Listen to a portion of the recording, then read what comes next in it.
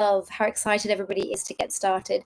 And although in 200-hour courses, we do try to teach you a little bit about the business side of yoga, like how do you actually get started? And I want to kind of break down a little bit the word business, because in yoga, in kind of the yoga world and the spiritual world, and I've come across this so many times, people are really scared about the word business. They're like, as long as I'm not businessy, as long as I'm not salesy. And I kind of feel like that just makes things even harder for people. If you start your career as a yoga teacher with that kind of mindset, like I don't want to sell to anyone, I'm not very good at putting myself out there. So how can we reframe that? So after a 200-hour training, usually if you've been away to do it, you're going to come back and that enthusiasm lasts for about a week. This is the moment where people go one of two ways. They either go straight into teaching. Maybe they found a local village hall. Maybe they even lined it up before they left or before they started studying. Or they go the other way, they go back to work, and a few weeks later you realize, oh, I just don't think I've got the confidence I can't even remember much from my course now. Yoga courses are so intense, and it's very, very intimidating to go from yoga student to yoga teacher, because there's so much to it.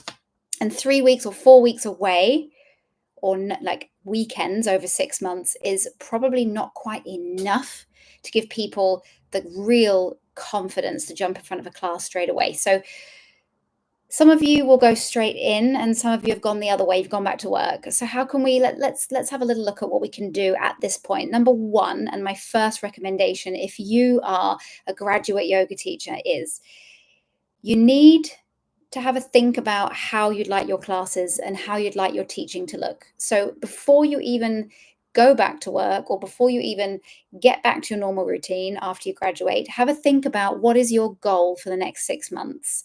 Do you want to teach in a village hall? Do you want to teach in a studio? Do you want to be like a cover teacher in a gym?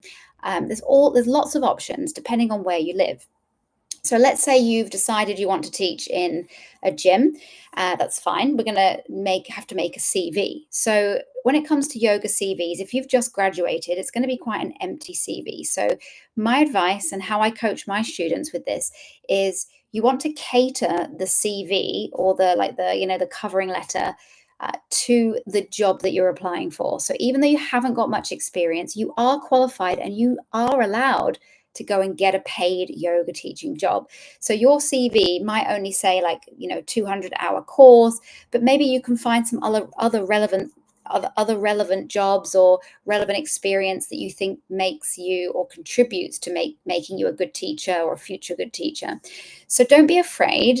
In a world where the opportunity is there and a CV doesn't represent who you really are, I say make the CV suit the job that you're applying for. So I write a different CV depending on I don't work for other people, but every now and again I might apply for something that's a freelance, one-off or something like that with a yoga school. And I always write my CV and covering letter specifically for that role. So we've got a CV and we're going to send it in. What I would also do at this point is go into the gym or into the studio and introduce yourself. You're going to have to do a lot of kind of faking it till you make it at this point. It's not going to be just like, I've sent one CV to one place, I'm just going to wait. It takes a little bit more effort than that. And I think when this brings me on to a subject that I really find quite icky, and that is yoga's a saturated market. That's not actually true. There's some truth to that. There's a lot of yoga teachers in London, for example. There's a lot of yoga teachers in big cities, New York, California, but there's always room for somebody who wants to go and get it, and somebody who wants to really build something. And yoga teaching isn't just getting a job in a studio. So if the gym is or the studio is where you want to be, then get the CV done. Start going to those classes, if you can go to those classes. Start to get to know the manager, the people there. But maybe you want to do it the other way, and that is where we're actually going to start our own class. This is what I've been doing for 11 years. So I graduated in 2014, And actually, I graduated in India, and I went traveling for a little bit in India.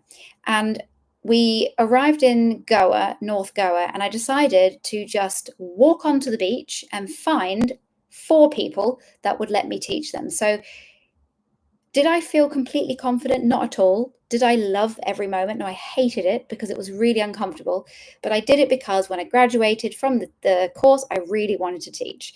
So, if you're not in India and you're not traveling and you're at home and you want to start your own class, then there's a few steps you need to take to get there. If you talk to friends and colleagues that teach yoga, they might tell you, oh my goodness, I tried to start a class and it didn't work. This is true for many people. So it's not going to be easy to start your own class, but it is possible. When I came back to the UK in 2017, I started my own yin class at a chiropractic clinic that had a studio. It was like a full-size yoga studio, and they weren't really using it for much. So I was really lucky. And what I did is I walked in there. It was an empty room, and I decided I'm going to teach yoga here. I looked at my phone, and I've just arrived back to the UK. I have 0 students. I have 0 contacts, 0 clients. So I decided that I was going to go for it. I had a meeting with the manager, which is really important to network with the people who see the clients, or the people who see the people in the building. If you're in a clinic or you're in a gym, it's really important to really get to know the people that might think of you if they have contact with someone that would like to find a yoga class. So I had a meeting with somebody there. I went straight onto Canva, and I highly recommend, if you're a new yoga teacher, you need a Canva. You can get a free subscription with Canva. The pro version is like, I think, 15 a month or 12 a month. And I use that a lot, but I use it for so many things now, 11 years later. You don't need that. You can just have a free one. I made a flyer in there. You can make a flyer. Back in these days, in 2017, it was kind of pre-COVID, so having a flyer was still a good idea. I guess we had a lot of footfall in the building still. And then, more importantly, I decided to use my Facebook page. I had a business page that I'd already opened a few years prior, and I was going to use this to post in the local area. So in 2017, and I think it still stands today, but I will move on to more like tips on getting social media nowadays versus then. But I posted on all the local pages, and here comes the next tricky thing that can make some of us give up before we've even started. We make a flyer and we post it on Facebook, and then 2 people, 3 people reply. Brilliant. I think this is going to work. And then one of them turns up on the first class, and you're thinking, but I put the flyer out and I've posted on the Facebook. Why is this not working? Because you only did it once.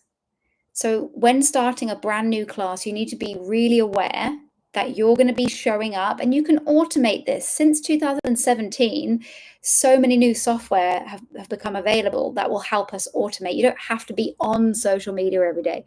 You don't have to be doing it every day. You could sit and you could prepare the posts in advance, but you need to post all the time. And let's just acknowledge the big elephant in the room with this, because I'm sure if you're watching this and you haven't run a business before, especially a local business where you need local people, you will not be that comfortable with putting yourself out there every day. It's a really uncomfortable feeling to put your face or your class or your offering on a page, hoping nobody's going to have a problem with it, hoping that no one's going to say anything mean. And no, that has never happened to me, but those thoughts happen to me, and you feel really silly. But we're going to have to get over that really quickly, because what you're offering is a specific class on a specific day and a specific time. So you need to really put your name out there to find the 10, 15 people that are looking for something at that time or are interested in something on that day. So you're going to have to get yourself out there. So ways in which, and the best ways that works, is to start doing it. And that applies, by the way, to everything related to getting started teaching. You have to just get going. You have to teach one person, then 2, and you might be lucky and there might be more than that, and there are ways in which we can definitely get you more people in the class from the beginning, but you have to keep showing up. We have to think long term. Let me tell you how long it takes to build a well-established yoga class in, say, a medium-sized town like where I live. It's a large town. It takes between 3 and 12 months, depending on where you are and depending on the demand in where you are. So in the beginning, there's always a bit of a spike. So people will see the post and they'll be like, oh, it's something shiny and new, and they come. Then you're going to see a dip. And that's when you've got to hold the line and keep reminding the local people that you're there. And then it will start to build up. And, I'm an osteopath. So I worked in clinic where I would see patients for an initial consultation, and then I'd have to put them on a treatment plan, and then when they were better they would go or whatever. So that was, for me, running my own clinic and my own space, that can be a little bit stressful because you need quite a few new people all the time to make it that sustainable income. Whereas as a yoga teacher, and this has happened with every single one of my classes that I've ever hosted, those people, when they like your class, it becomes part of their routine forever. So we're not looking at a really tough project here. We're looking at finding your tribe, finding your place, finding out when you're going to be doing it, how you're going to be doing it, and then showing up and being yourself. And there's so many more elements to this. And I'm going to be, finishing this up in about 4 minutes. But if you want to know more and you want to perhaps have a chat with me about how we can get you started, then I'm more than happy to jump on a call. We can go through some actionable steps together and figure out what you need, and we can figure out whether I can help you any further.